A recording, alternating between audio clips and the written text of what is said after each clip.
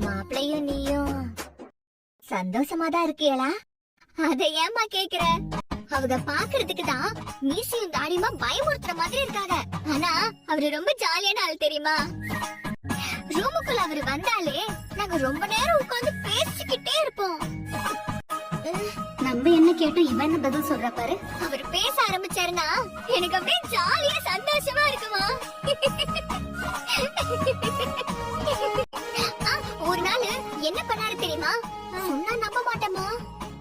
முதல்ல நான் காய்கறி நறுக்க பழகினப்போ அது பச்சையா இருந்தாலும் பரவாயில்ல நான் சாப்பிட்டே தான் தீருவேன்னு சொல்லிட்டு பச்சை மிளகாயை கூட விட்டு வைக்காம சாப்பிட்டாங்க தெரியுமா?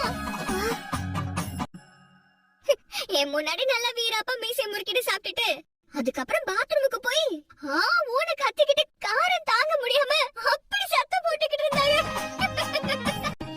தமிழ், நீங்க ரெண்டு பேரும் சிரிச்சு பேசுறதெல்லாம் எங்களுக்கு சந்தோஷம். பொதுவா நீங்க எப்படி சந்தோஷமா இருக்கீங்களான்னு நான் கேக்குறேன். அதான் அவர் என்னைய சந்தோஷமா பாத்துக்கிறாங்கன்னு சொல்றேனே. ஆமா, இதே கேள்வியதான் எங்க அத்தை, சின்னத்தை, அவரோட அப்பத்தா எல்லாருமே கேட்டாங்க. இப்ப நீயும் அதே கேக்குற? அவங்களும் கேட்டாங்களா? ஆமா. அதுக்கு நீ என்ன சொன்ன?